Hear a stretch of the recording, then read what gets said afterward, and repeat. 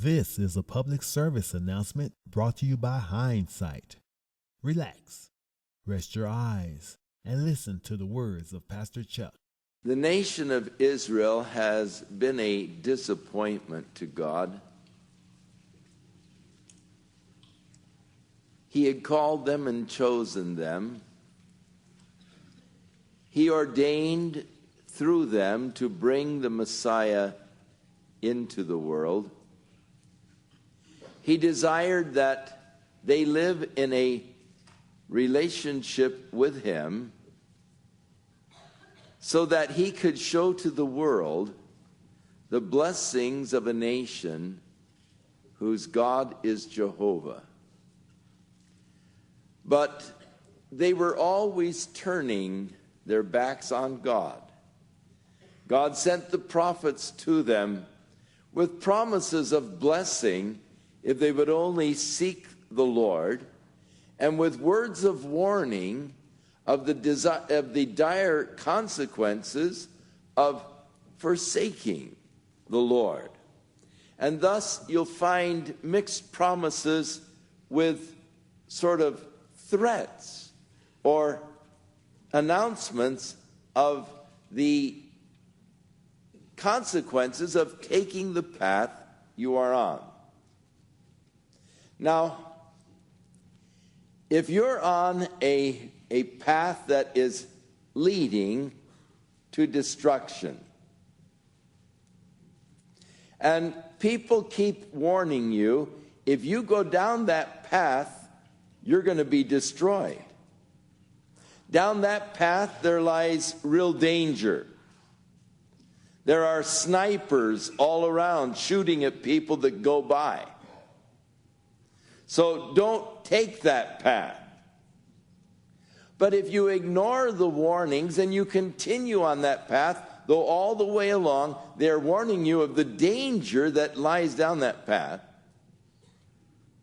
when you get into that place of danger, you can't say it was the fault of the one that was warning you. Oh, you brought me into all of this danger. No, they warned you that this path will lead you to danger. You ignored them, and you continued that path that leads to destruction. Now, there are many people today who are walking a path that leads to destruction.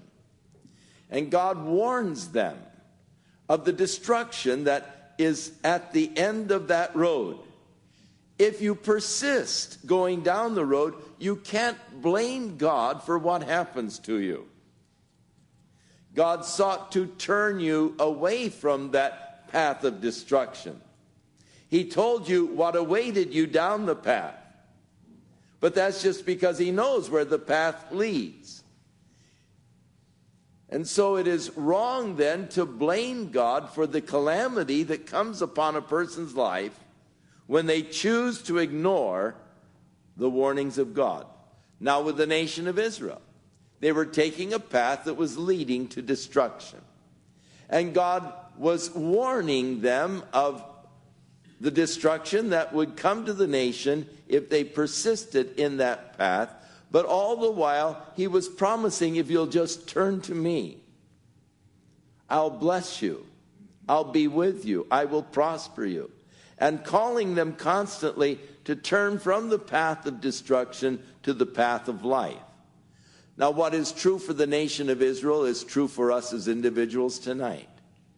God is calling us, and He gives us glorious promises. If you'll just follow me, if you'll just believe in Jesus Christ, this is what I will do for you. This is what the future will hold. Take my path, walk in my way, and this is where it will lead you.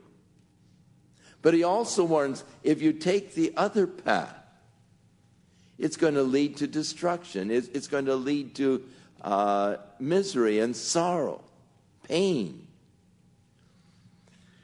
So you find mixed promises of blessing with mixed warnings of calamity in the prophets. And so here in chapter 10, it begins with sort of a promise.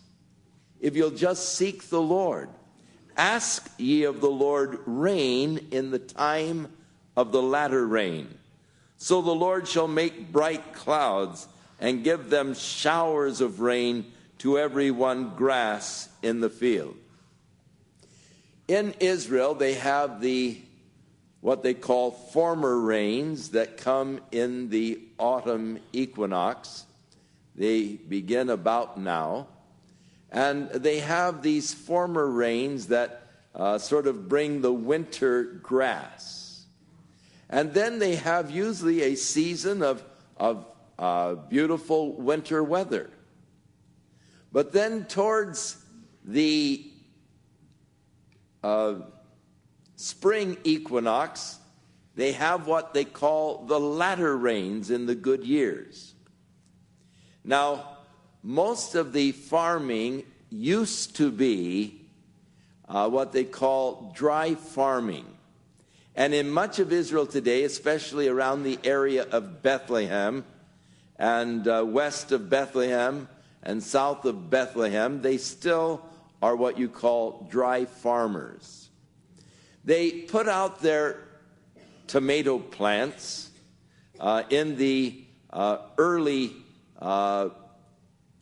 part of actually, it'd be the latter part of the winter, and then they hope for the spring rains.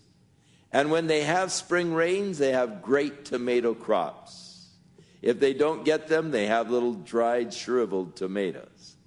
But they depend upon the rain. They have to just really seek for that rain. So ask ye of the Lord rain in the time of the latter rain.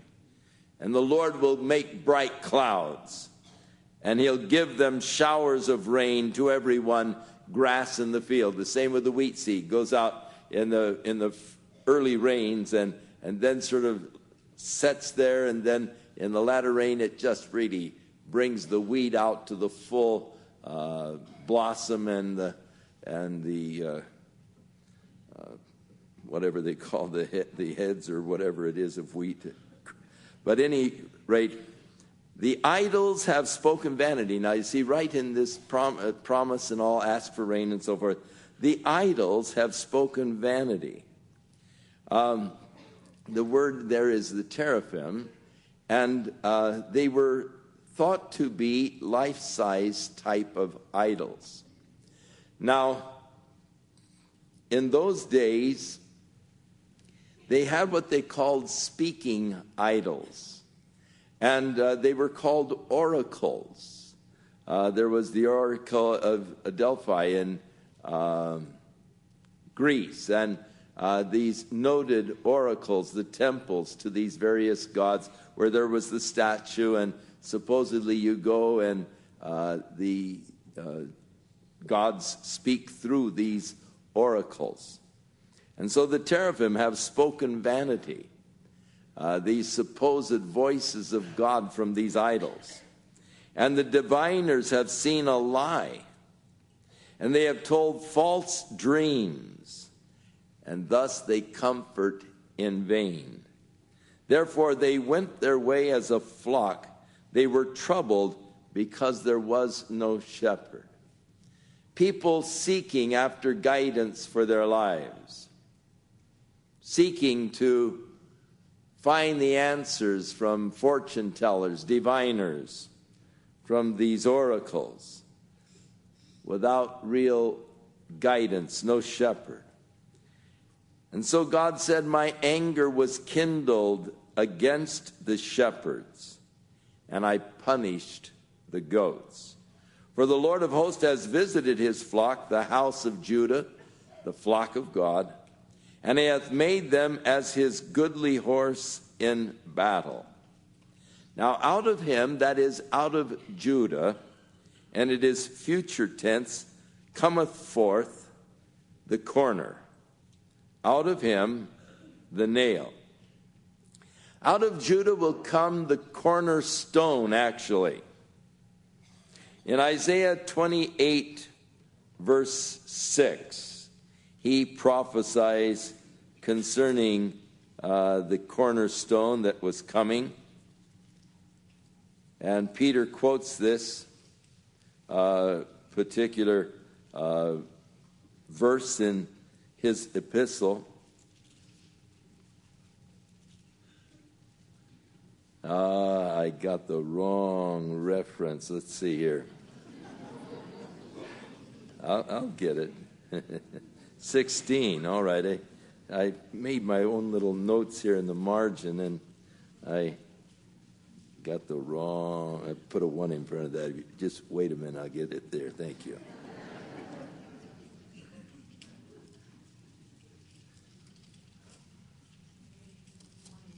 (28:16). You're right.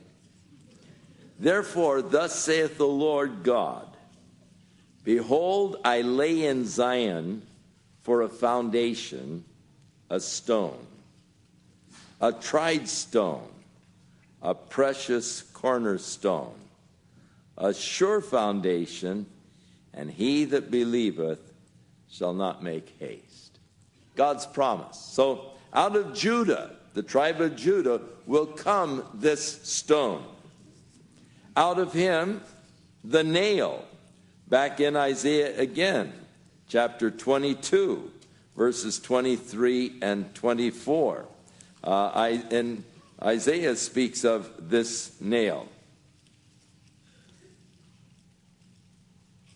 And the key of the house of David will I lay upon his shoulder, so he shall open and none shall shut, and he shall shut and none shall open.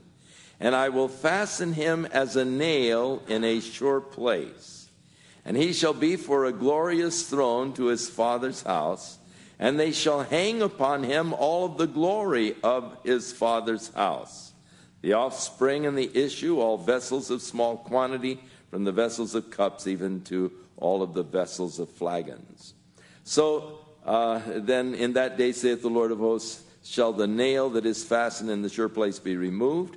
Christ was crucified and be cut down and fall, but the burden that was upon it shall be cut off. That is the nation of Israel, for the Lord has spoken it.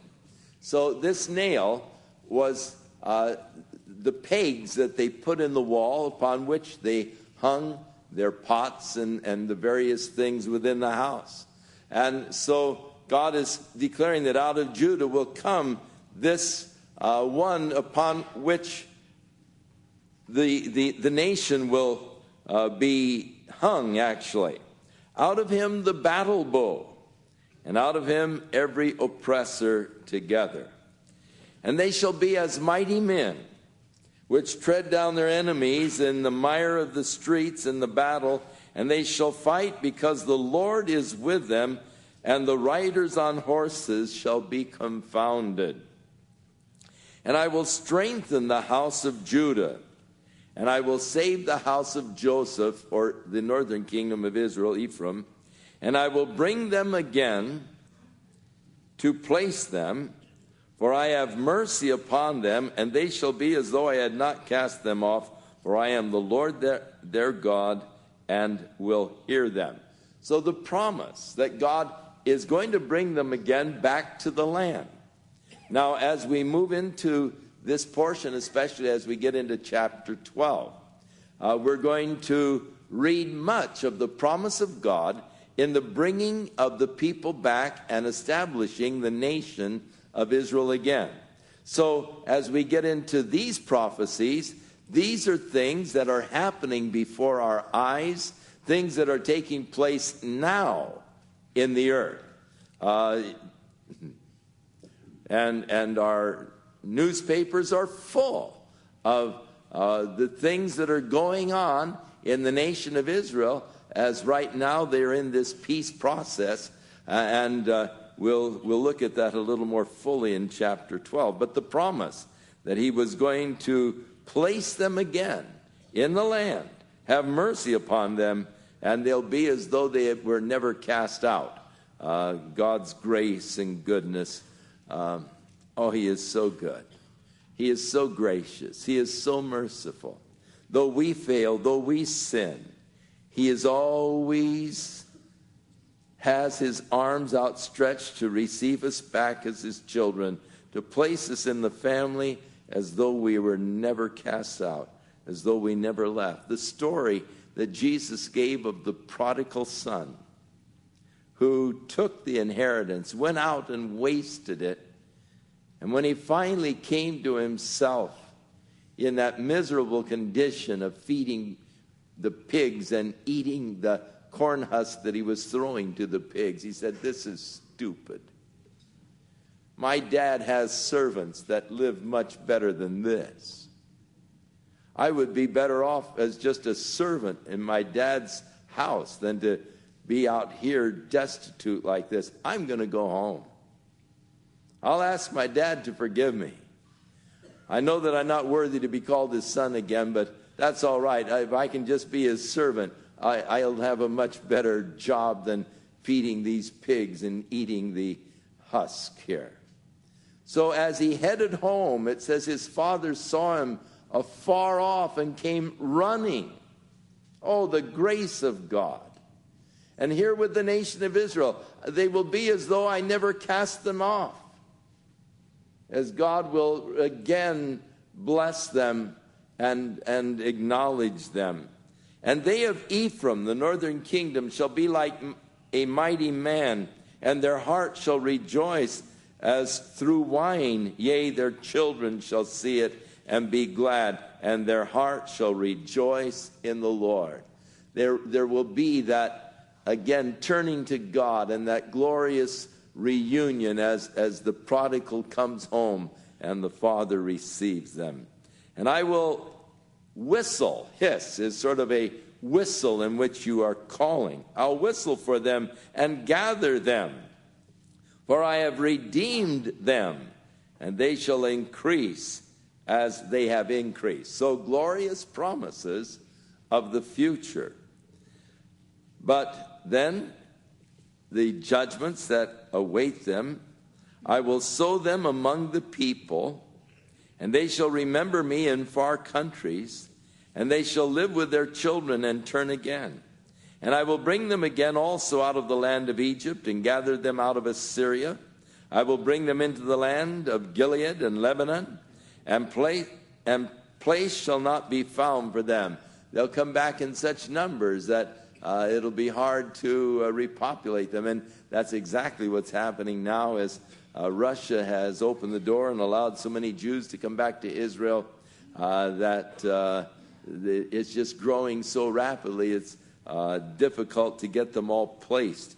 And he shall pass through the sea with affliction, and shall smite the waves of the sea, and all the deeps of the river shall dry up, and the pride of Assyria shall be brought down, and the scepter of Egypt shall depart away. This, of course, is yet future. God, as he establishes his kingdom, bringing the Jews back into the land, and the powers of Assyria, the powers of Egypt will be taken. "And I will strengthen them in the Lord, and they shall walk up and down in his name, saith the Lord." So now the judgment is going to come in the latter days. As Israel is gathered back into the land, they are still to experience the judgment of God. "Open thy doors, O Lebanon, that the fire may devour thy cedars." The armies that came against Jerusalem usually came from the north, and they came down through Lebanon. When the Roman armies came against Jerusalem, they actually came through Lebanon and down into the upper Galilee region. And they first conquered the area of the Galilee with tremendous slaughter, and then they moved on and set siege against Jerusalem in 70 A.D. Josephus, in his Wars of the Jews, gives graphic details of the horrible siege of Jerusalem, and how that gangs began to rove the streets and rule the city. There was a total breakdown of law and order. And if anybody had food, these roving gangs would kill them, and gangs were fighting against gangs, and there was looting and robbing. And Josephus said more Jews were killed by other Jews than were being killed by the Romans, as this horrible anarchy broke out in Jerusalem. So open the doors, Lebanon, that the fire may devour your cedars. Howl the fir trees, for the cedar is fallen, because the mighty are spoiled. Howl, ye oaks of Bashan, for the forest of the vintage is come down. There is a voice of howling of the shepherds, for their glory is spoiled. A voice of the roaring of the young lions, for the pride of Jordan is spoiled. Thus saith the Lord my God, feed the flock of the slaughter, or feed them to the slaughter, whose possessors slay them and hold themselves not guilty when they are captured by the Roman troops. There will be no guilt feelings, though there was such a horrible slaughter. Over 1 million Jews in Jerusalem were slaughtered in 70 AD when Titus took the city. But the possessors who slay them hold themselves not guilty, and they that sell them, the Jews that did survive, were taken back to be sold as slaves. And they that sell them will say, blessed be the Lord, I'm rich. And their own shepherds will not even pity them.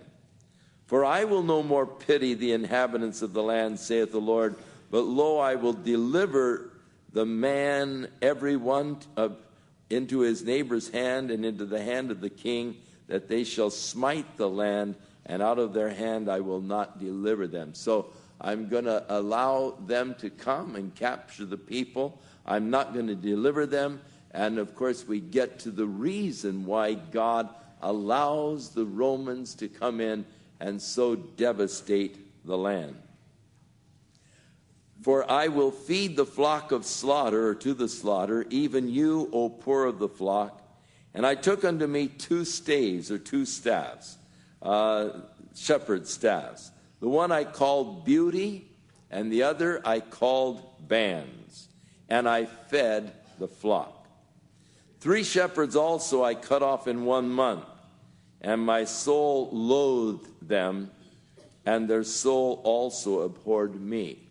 Now, commentators have searched to try to find where 3 shepherds were cut off in 1 month, and there is no historic evidence for this. And so it is thought that it was a reference to the leaders, the high priest, the rulers of the Jews, and the governors who were cut off when Rome conquered the land.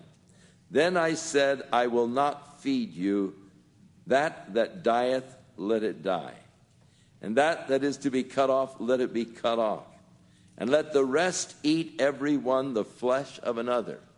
And this was literally fulfilled in the siege, according to Josephus, as they turned to cannibalism finally within the city because they were so hungry as a result of that horrible siege. And I took my staff, even beauty, and cut it asunder. Of course, that staff, beauty, is Jesus Christ, who was crucified, cut off, cut asunder, that I might break my covenant which I had made with all the people. God said, I will be your God, you will be my people, I will bless you. But this covenant was broken. And so the staff called beauty, representing the covenant that God had made to send them a Messiah and all, that was broken, and the staff was cut asunder. And it was broken in that day, so that the poor of the flock that waited upon me knew that it was the word of the Lord. That faithful remnant, even the disciples, they knew God's word. And I said unto them, if you think good, give me my price, and if not, forbear. So they weighed for my price 30 pieces of silver. And the Lord said unto me, cast it unto the potter, a goodly price that I was prized of by them. And I took the 30 pieces of silver, cast them unto the potter in the house of the Lord. We know that Judas came to the high priest and he made a bargain with them to betray Jesus, to reveal his whereabouts for 30 pieces of silver. And they measured out to him, or weighed out to him, 30 pieces of silver.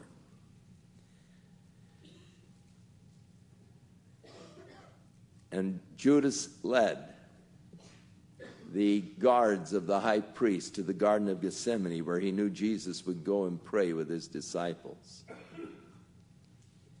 And he had told them, the one that I kiss, the same one is he, hold him fast. And so Judas came to Jesus and said, Hail, Master, and kissed him. And they grabbed Jesus, and he turned to Judas and he said, Betrayest thou me with a kiss? Now, there are a lot of explanations that are being offered as far as Judas is concerned. There are those who would like to sort of exonerate him or make his culpable deed less onerous. They say that Judas was just trying to force Jesus to show his power and to reveal himself as the Messiah. He was tired of waiting. He wanted to get the show on the road. He was anxious to see the glory and the power and all. And so he was just trying to speed things up by betraying Jesus, because he thought that Jesus would reveal his power and that the kingdom would come. And that when he saw that Jesus was yielding and submitting to the cross, he realized that the whole thing had blown up, and that's what caused his remorse and taking the money back to the priest. We do know that when he saw that Jesus was crucified, he went back with the money and brought it back to the priest and returned, or sought to return, the money to them. And he said, I betrayed innocent blood. And they more or less said, that's your problem. You'll have to deal with it. And so we can't take the money back. It's blood money. It was used to purchase blood. And so we can't take it back. And so Judas threw it down there on the floor of the temple, and he went out and hanged himself. And they then said, we can't put it back in the treasury. What will we do with it? And it was decided that they would buy a potter's field. And so the prophecy of Zechariah was literally fulfilled. Matthew, as he writes about it, makes reference to a prophecy of Jeremiah being fulfilled. But actually the prophecy was from Zechariah. Now he said, as Jeremiah spoke. Maybe Jeremiah spoke this, and Zechariah was writing what he knew Jeremiah had spoken. But here it is in Zechariah, the 30 pieces of silver, the cost that Judas charged to betray the Lord. A goodly price I was prized of them. Under the law, if you had an ox and it gored your neighbor's servant to death, you would have to give your neighbor 30 pieces of silver to pay for his slave that he lost by your ox that gored him. And so Jesus was sold for the price of a slave gored by an ox. A goodly price, he said, that I was prized of them. Give it to the potter, cast it down in the house of the Lord. And so it was literally fulfilled. And then I cut asunder my other staff, even bands, that I might break the brotherhood between Judah and Israel. And so this union between Judah and Israel also broken. Now he prophesies of a yet future event, the coming Antichrist, who is called here the idol shepherd. And the Lord said unto me, Take unto thee yet the instruments of a foolish shepherd. For lo, I will raise up a shepherd in the land which shall not visit those that are cut off, neither shall seek the young one, nor heal that is broken, nor feed that standeth still. But he shall eat the flesh of the fat, and tear the claws or the hoofs in pieces. Woe to the idle shepherd that leaves the flock. The sword shall be upon his arm, and upon his right eye. His arm shall be clean dried up, and his right eye shall be utterly darkened. Now the Bible tells us about this man of sin that is going to come on the scene. He is called in the Bible by many different names: the son of perdition, the man of sin, the Antichrist, the beast.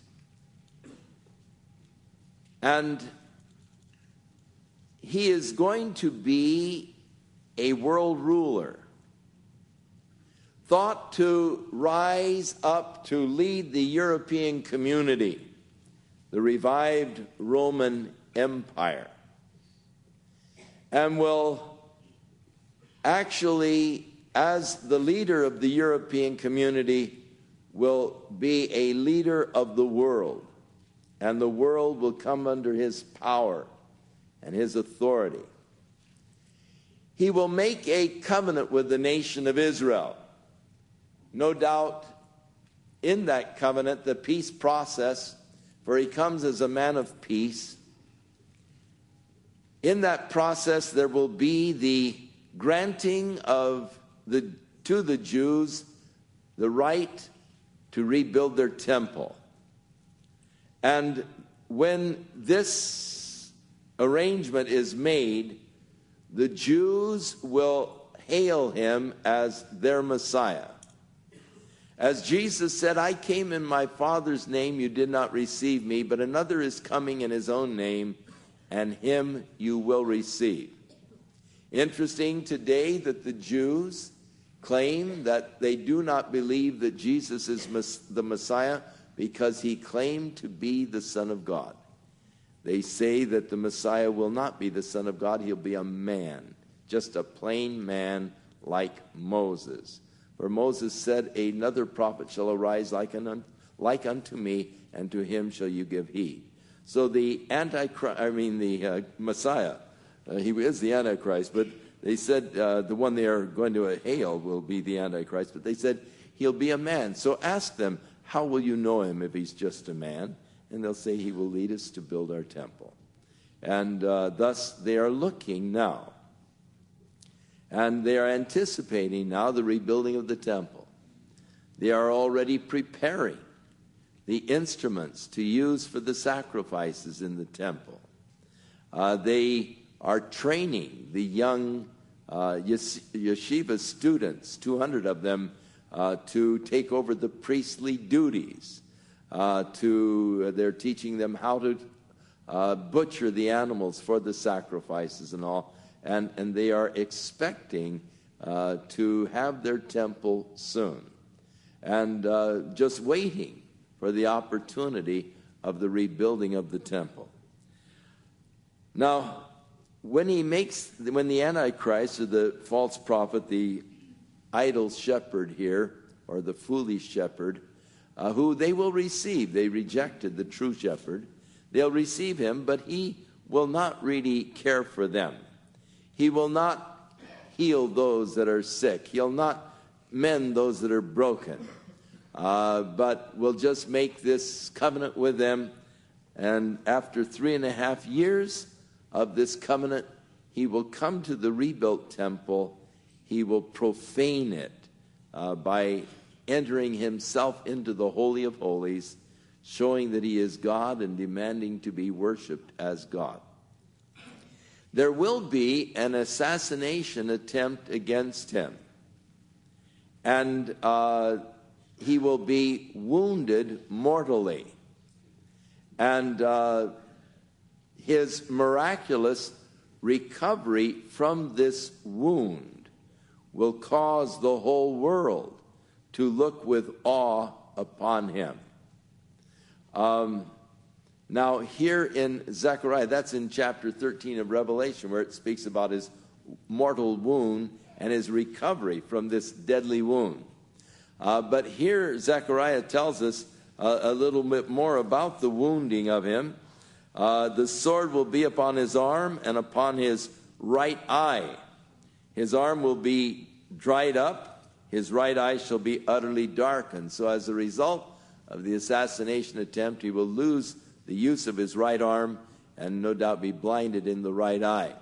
And so this, if you're around, is one of the things you can look for, but don't look for me. You have been listening to Pastor Chuck. This public service announcement has been brought to you by Hindsight. If you found it helpful, please like, subscribe, and comment if you wish. We at Hindsight says thank you for your time.